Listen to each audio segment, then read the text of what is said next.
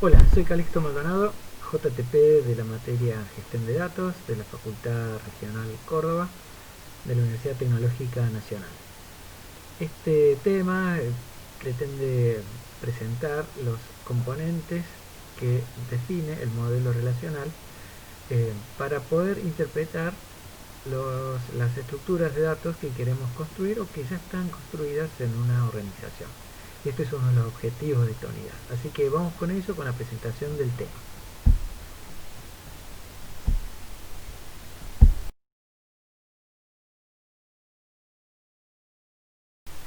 Bueno, avanzamos entonces con el modelo relacional. Este modelo relacional fue presentado por Edgar Codd, un investigador de IBM, un matemático inglés que trabajaba para IBM, y presentó en la revista del ACM, una asociación prestigiosa de los profesionales de informática, la idea del modelo relacional con una serie de descripciones o elementos como las estructuras que forman parte de él. Luego definió en el mismo trabajo a las reglas, un tema que ya veremos más adelante. Por ahora nos vamos a dedicar a las estructuras. Empieza definiendo que la base de datos es un conjunto de tablas. Una tabla es un conjunto de filas y una fila es un conjunto de columnas. De esta forma llegamos a la unidad más pequeña, que es la columna, y decimos que estas columnas tienen un tipo de dato. Define este tipo de dato, qué características tiene el contenido. En esto se distinguen los de carácter, los alfanuméricos, mezcla de carácter y de números, numéricos exclusivos y los de fecha. En base de datos, en algunas bases de datos soporta también el tipo de datos booleano. En la base de datos, en la mayoría de las relacionales, los tipos de datos son booleanos, son para otro uso. Para el almacenamiento entonces de datos vamos a usar atributos o columnas. Vamos a ver la equivalencia entre los elementos que he nombrado. Existe el concepto para un atributo del dominio. Este dominio define las características que la información tiene, aparte del tipo de datos. Por ejemplo, una fecha de nacimiento para alumnos de la tecnológica, podríamos decir que no tendría que haber alumnos que hayan nacido antes de 1934, es decir, con 85 años. No está prohibido, pero es alguna validación para que alguien no escriba erróneamente una fecha equivocada. Entonces, que tenga algo de lógica, se define un dominio. Este dominio va a marcar que no se va a poder guardar una fecha menor al 1 de enero de 1934. Y no se va a poder cargar una fecha, por ejemplo, mayor a la del 1 de enero de 2005. 2005, el 1 de enero estamos hablando de una persona que tiene 15 años, algo ilógico, imposible o poco probable en la inscripción de un alumno. Por lo tanto, ese es un ejemplo de dominio. Empezamos con base de datos, seguimos con tablas, bajamos a filas y en las filas la subdivisión de las columnas. Otro ejemplo, y el dominio que va a marcar junto con el tipo de dato las características propias de esa columna. Otro ejemplo que puedo darles de dominio es los precios. Un precio no puede ser negativo, entonces yo podría definir esta columna que es numérica, el precio de un producto, de un servicio, de algo, no puede tener valores negativos, entonces es mayor que 0. Ese es otro ejemplo de dominio. Seguimos en la próxima parte.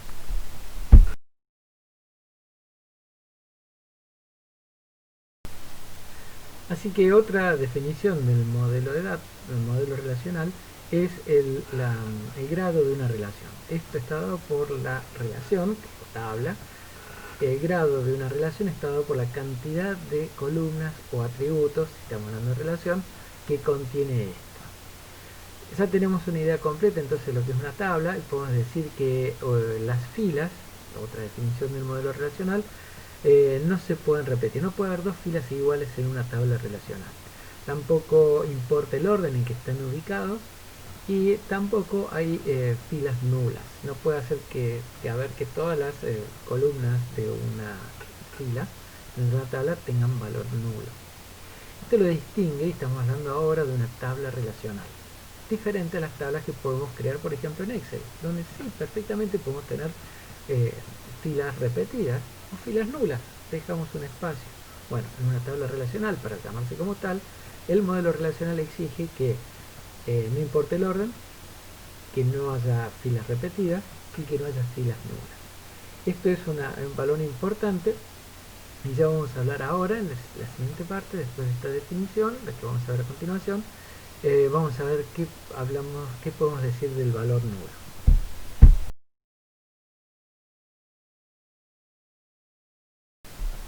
Así que el modelo relacional, como proviene de un matemático, no se olvidó de poner el cero, o en realidad el valor absorbente, un valor que no refleja ningún contenido, puede corresponderse a no aplica, no existe, pero no es un cero ni un blanco, es nulo. Nulo entonces es un valor posible definido por el modelo relacional, y hay que tener atención con los valores nulos que vengan a una columna, porque si nosotros estamos calculando una operación matemática sobre las columnas de varias filas, sobre la columna precio, y en una fila aparece un valor null, si estamos acumulando, lo que venimos sumando, cuando lo sumamos a null, queda en null, o sea, es un elemento absorbente, como yo les dije. Entonces, Codd, cuando define el modelo relacional, definió también el concepto aquel del cero, que es el nulo. No corresponde, no hay igual, entre los nulos no hay iguales, es algo indefinido, entonces esa es un poco la característica. Los nulos se pueden almacenar, se puede dejar nulo una fila en una tabla, una columna en una fila, y si, como les decía, si todas las columnas son null, estamos hablando de una anomalía, no es una tabla relacional. Así que la definición de un atributo o una columna puede prever que va a almacenar nulos, y es un tema a tratar un poco ya en el proceso, pero es una regla, es un elemento del modelo relacional, la definición de los nulos.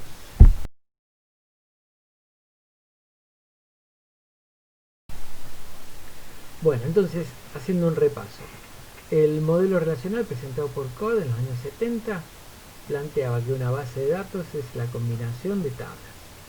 Las tablas son combinaciones de filas, las filas son combinaciones de columnas.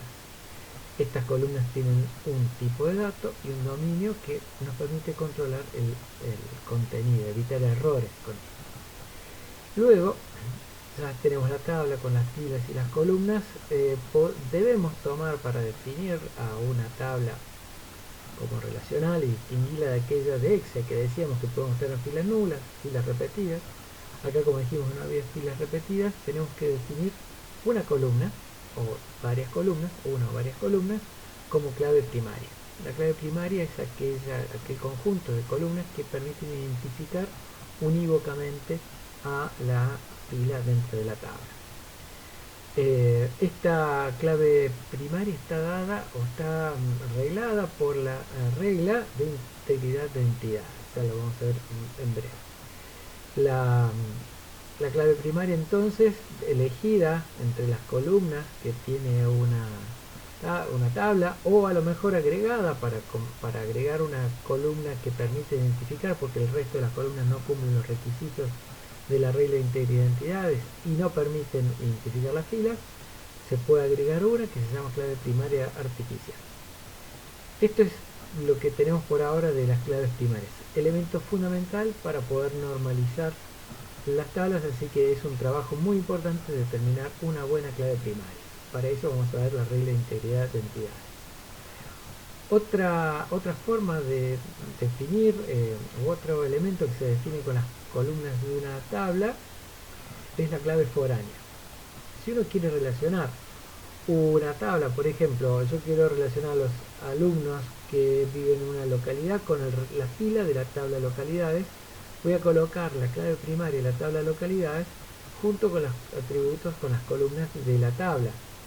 No voy a poner todos los datos de la tabla de localidades, solamente voy a poner la clave primaria de aquella. Y esta clave primaria de la otra tabla, dentro de mi tabla, se llama clave foránea. Y nos va a permitir relacionar, que cuando yo me busque a un alumno, me dé el código, clave primaria de aquella tabla, y voy a poder acceder a saber qué localidad se trata. Así que esto junto con la clave primaria y su regla de integridad de entidades y la clave foránea que está asociada a la regla de integridad referencial, vamos a cerrar el tema del modelo relacional. Así que espérennos, después de estas placas vamos a ver la última parte del video.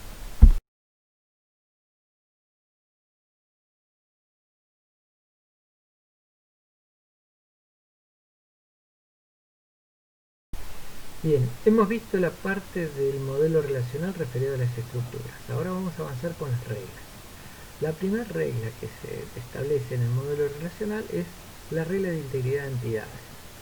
Esta regla nos va a permitir definir correctamente una clave primaria, porque nos dice que la clave primaria debe contener una o más columnas, pero ninguna de estas columnas debe ser nula. No debe aceptar ninguna, ni la columna, ni la clave primaria completa, ni parte de la clave primaria, valores nulos.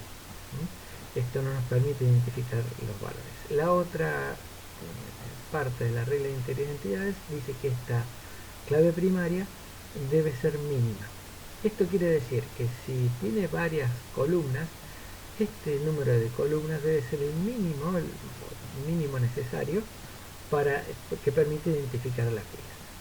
Muchas veces la clave primaria surge como una definición de clave artificial. Esto la ventaja que tiene es que es mínima porque tiene una sola columna, o sea, mínima entre las otras, y no permite valores nulos. Esta es la regla de integridad de entidades para las claves primarias.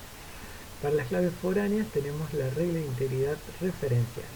Ya habíamos hablado de las claves foráneas, que es la clave primaria de una tabla en otra para mantener una relación entre ellas. Eso permite decir que esta fila de la tabla que tiene la clave foránea corresponde o está relacionada con aquella cuya valor de clave foránea es clave primaria en la otra tabla. La regla de integridad referencial dice que una columna clave o una clave foránea debe contener valores que existan en la tabla de referencia. Sí, como única excepción es que la clave foránea puede tener nulos.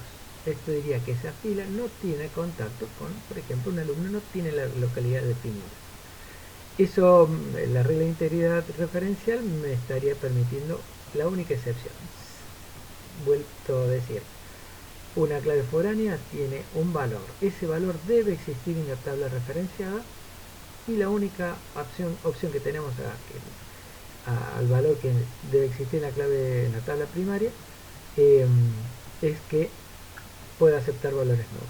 Así que esa es la regla de integridad referencial. Las dos reglas importantes para el estudio de las tablas. Vamos a ver que eso nos va a permitir llegar a diseñar un modelo de datos relacional eficiente, eliminando las redundancias y con la normalización la cantidad de tablas necesarias para reflejar la realidad que pretende reflejar este modelo de datos.